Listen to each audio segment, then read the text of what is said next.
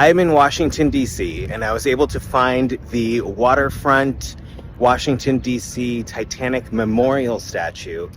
And I've been doing a little bit of research, a little background and history on it, and I have a few questions, but I also might have a little hint or revelation as to James Cameron's motivation or inspiration for a really key part of the movie. I think when most people hear the phrase women and children first, they think of Titanic, the infamous order given by Captain Smith as the ship of dreams foundered in April of 1912.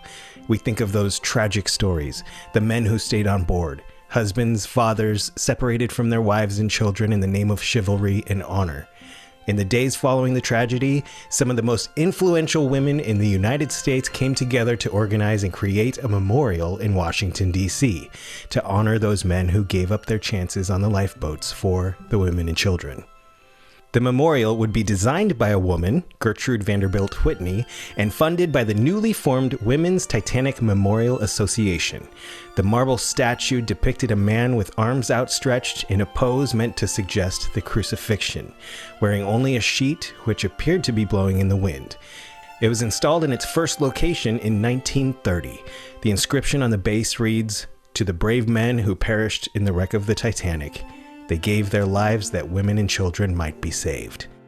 When I had the opportunity to visit this memorial in its current location on the waterfront of Washington Channel in DC, my mind immediately went straight to James Cameron's 1997 film, the two iconic moments on the bow of the ship. Did this memorial inspire James Cameron in the making of the film? Think about this symbolism.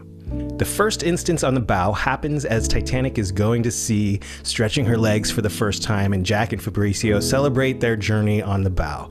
Jack famously shouts, "I'm the king of the world!" a line improvised on set, but after the cheers and shouts of joy, celebrating their good fortune and barreling into the future, Jack settles into what we've come to know in pop culture as a flying pose. But was this actually James Cameron's symbolic interpretation of the DC Memorial's crucifixion pose?